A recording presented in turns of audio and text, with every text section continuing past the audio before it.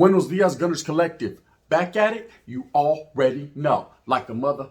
Ba-da-ba-ba-ba-ba-ba. Ba-da-ba-ba-ba. Like a motherfucking ba-da-ba-ba-ba. Like a motherfucking smack addict. Bye-ya. Bye-ya. As you can tell by that thumbnail right there today, yes indeedy, I'm going to tell you another real story. In fact, I'm going to tell you a few real stories in real life that happened to me in a menudo style in a direct fashion, man. I'm not giving added preservatives. I'm not putting sugar in the gas tanks. I'm not putting the banana up the old tailpipe. That's not the way I get down. But in real life, in a real style, in a direct fashion, menudo style, sauce, right? We're going to talk about incidences that happened to me in really real life, right? Things that actually happened in pegadas.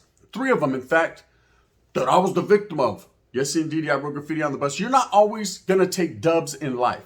Sometimes you're going to take an elbow. Sometimes you're going to take an atomic drop. Sometimes you're going to take a suplex, right? But that just happens. Such is life, man. When you're a firm and true believer and dedicated, to the cause that you believe in, if you're truly dedicated to your rationalisms, your idealisms, things that you truly are forever forward in your mindset for, things are going to happen, man. Guerra is guerra. War is war. I've said it before.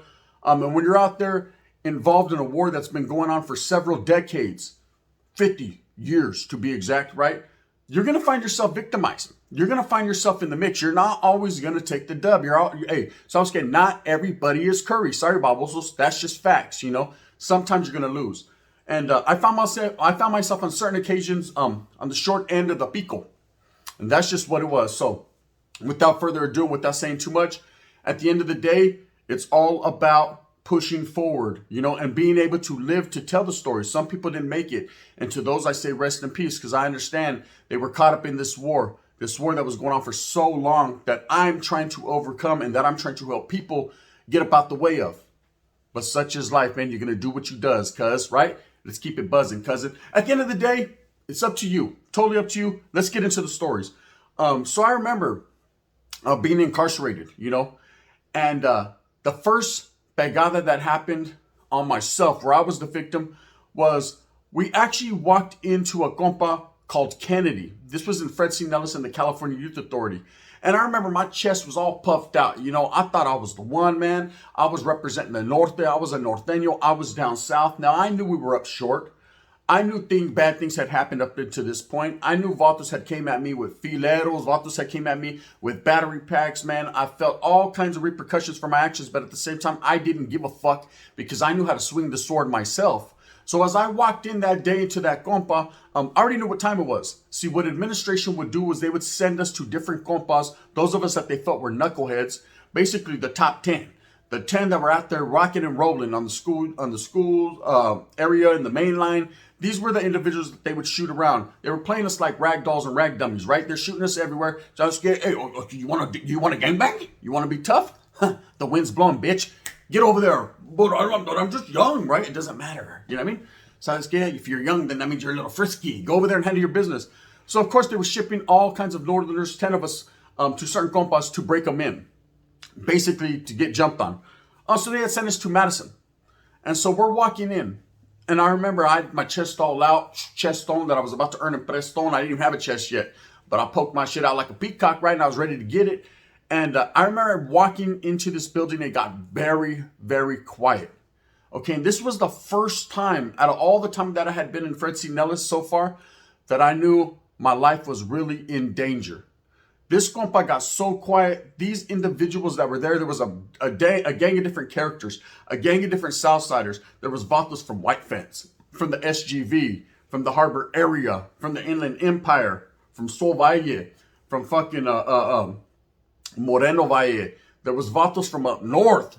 Simon, there was a Vato from San Juan with a big old shark on his neck. I was like, pobre si, he's probably going to fucking try to stab me. There was guys from every different barrio, it seemed like.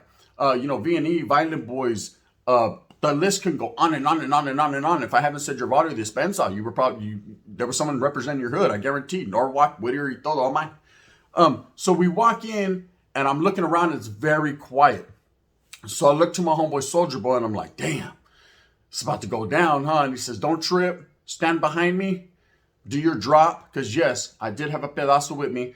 And he says, and be ready. So, of course, we get there. We make it all the way down to the dorm. Some vato named Horse from Southside 13 comes to get at us. And he's like, hey, ain't nothing going to go down like it went down another compas. Don't trip. You're going to be good in the hood right here. We got too much going on to worry about getting involved in some riot or some melee. Of course, there's going to be a few one-on-ones. If Vato's got to get something off their chest and they don't like individuals, then it's all good in the hood. Hey, we could get with that. Of course, we're not dumb. Okay, we could tell he's utilizing the dummy role. He's just telling us what we on in here, but we know at the end of the day, man, something's going to crack. And it didn't take long. In fact, it took about 2 hours, right? So as we get to this day room to go to chow, everyone's looking. Again, it's very, very quiet. Everybody was talking with their eyes like this. Look close. Right? Everybody was talking with their eyes, and there was a lot of information being distributed with a whole bunch of eyes and nose twitches like this, right? So we already knew what time it was.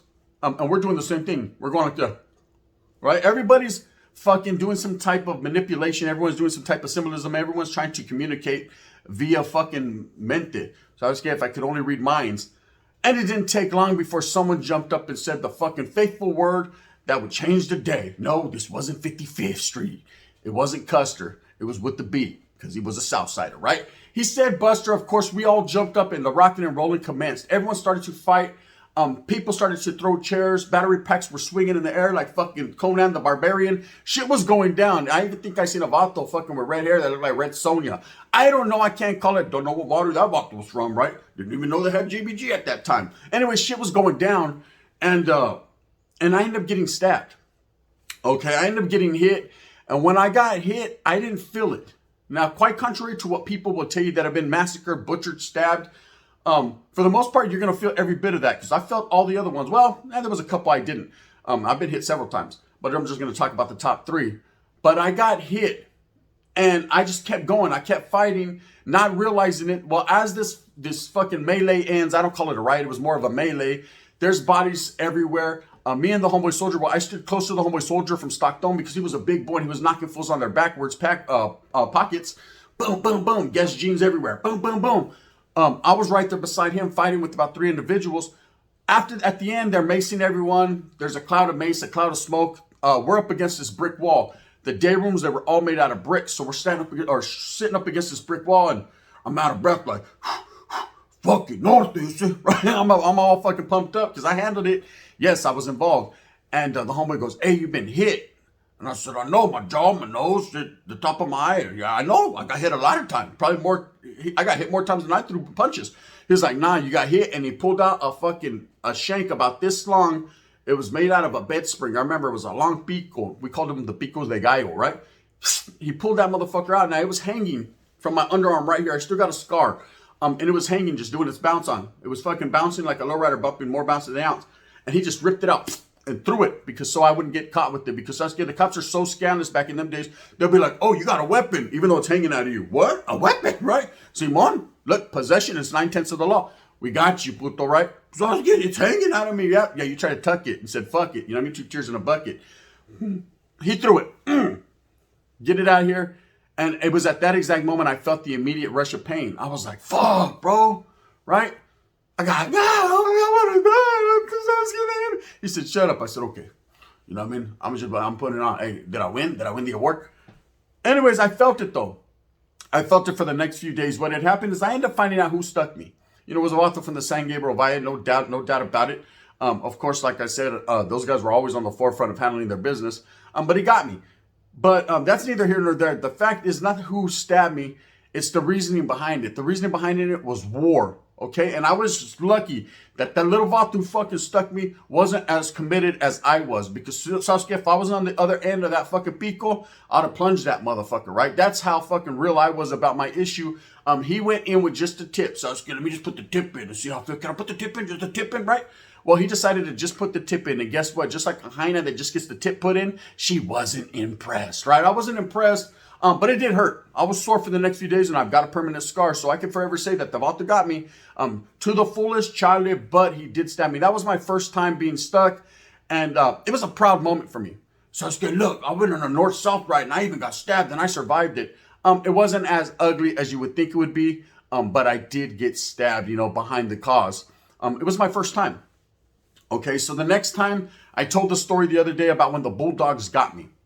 Okay, Dreamer de Corco, Spooks de Fresno. These Vato has fileros taped to their hands, 5-inch pieces, and of course they get off where they're mad at. And so I was scared. They were trying to get the homeboy Chino from Sanjo. I jumped in, I participated. Swinging action was happening. I was trying to duck and dodge like an LA Dodger, right? I was like a Doyer. I'm trying to go to the World Series. And I was getting my issue on, and somehow, some way, one hand slid through and I got hit in the arm, cut a vein, blood everywhere. I felt every single bit of that. I remember getting off, not knowing I was hit, but as soon as I looked and I seen that I was hit, after the placa said, hey, you're hit, my whole life changed. I went white as a ghost and I lost a lot of blood that day. Just like that. See, that's one thing that people don't understand. It doesn't matter when you're hitting someone, you never know where you're going to hit them. You can hit them in an artery, a vein, something, they could bleed out quick. I was bleeding out. I was like, no, he got me, right? Who got you? I can't tell you, right? Anyways, I was leaking. I was in a river of blood. I was trying to cry me a river like Justin Timberlake. Boom, they got me out of there, wrapped me up. Everything was good in the hood. I was able to bounce back like a thumbtack.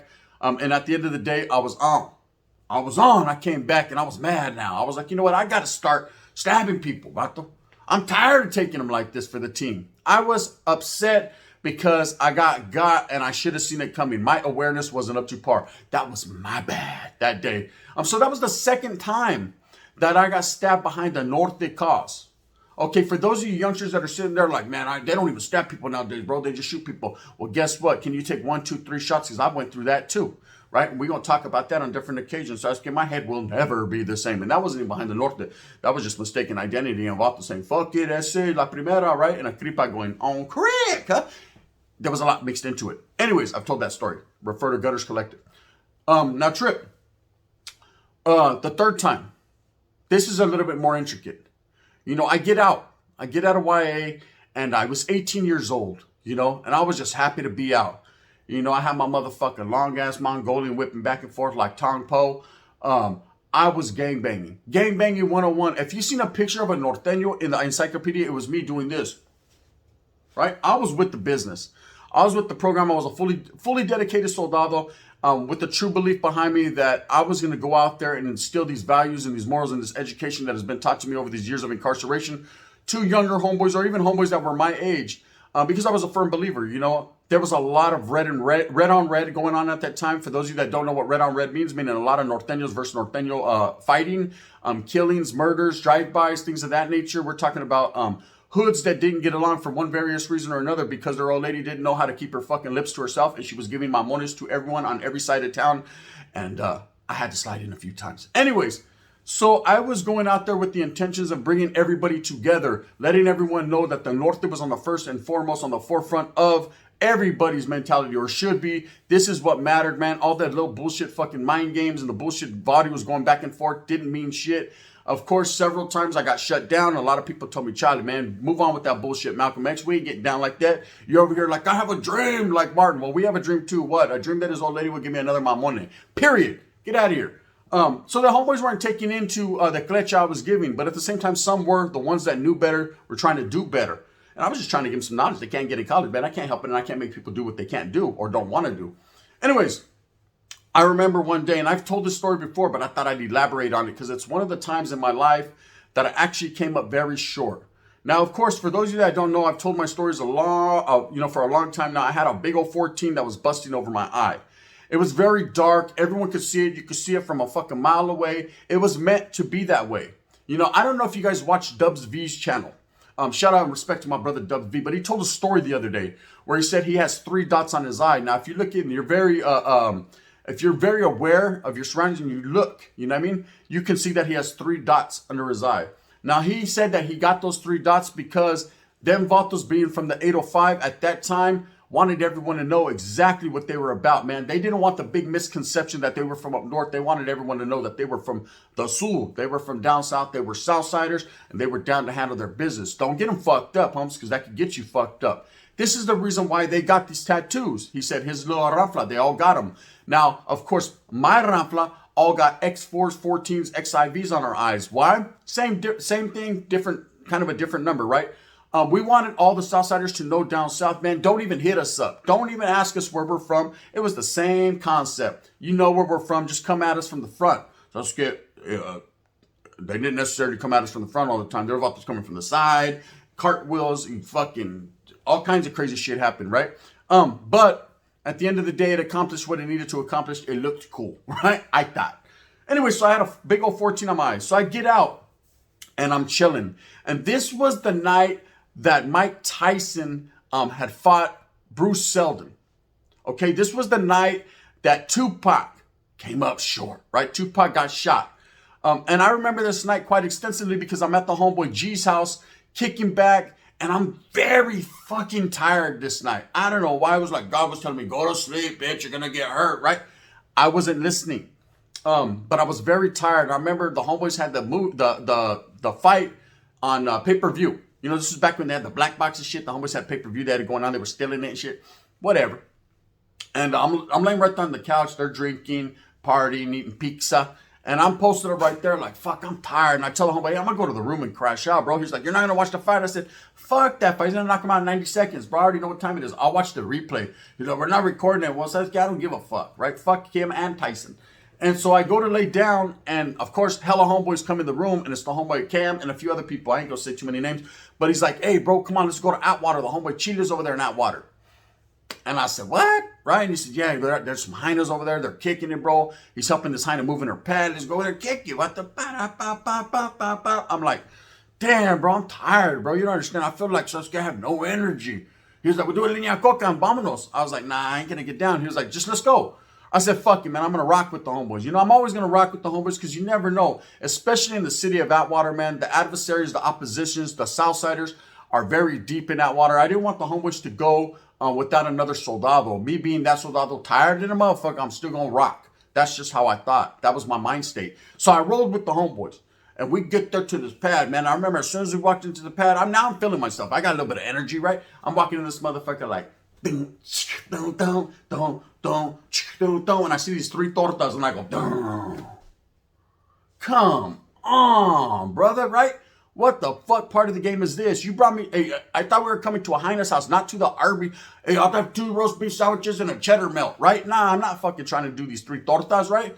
If I wanted that, I would have just dreamed about them, you know what I mean? And got sleep at the same time. I didn't want that in my life.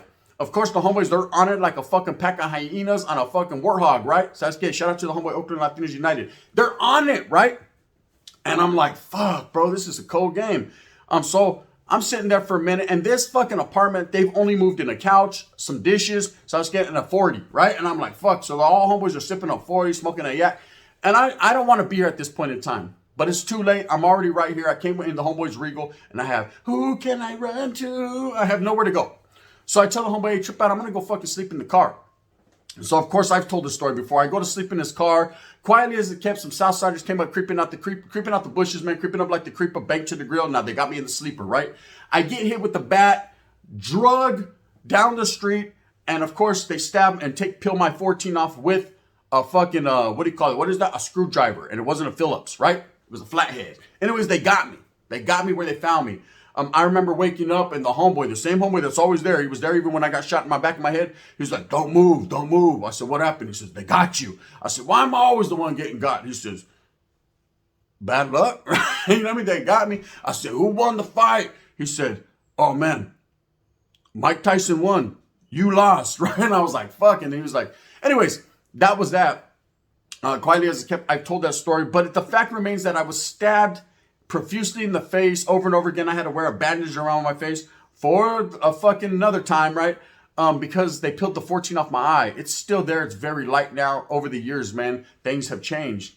It's kind of a blessing in disguise because it's gone. I wear hats anyway, so you can't really see it. But at the same time, they peeled me off, took them off because of the gangs, because I was dedicated to the Northern cause, because I was out there representing the colores. I was out there representing the hood. I was out there representing, the numbers from which we pushed forward with.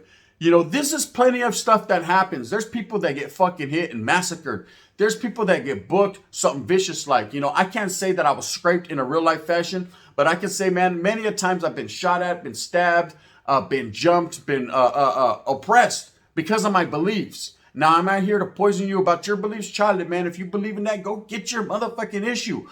Be ready, right? Because you never know when shit could go down. But at the same time, I even staying ready, so I didn't have to get ready. They were more ready. They were more man than me that night, right? Or they caught a man slipping and that was it.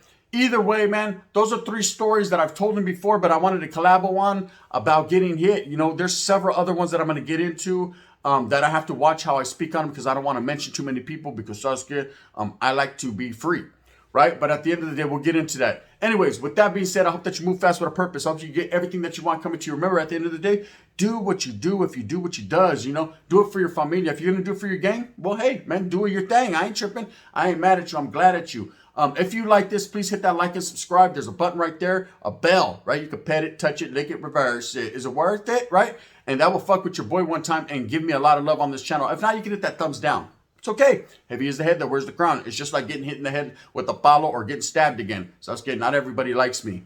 Anyways, this is the gun. I'm going to continue to do what I does right here on Gunners Collected. The shit don't stop. Bang, bang. And in that fashion.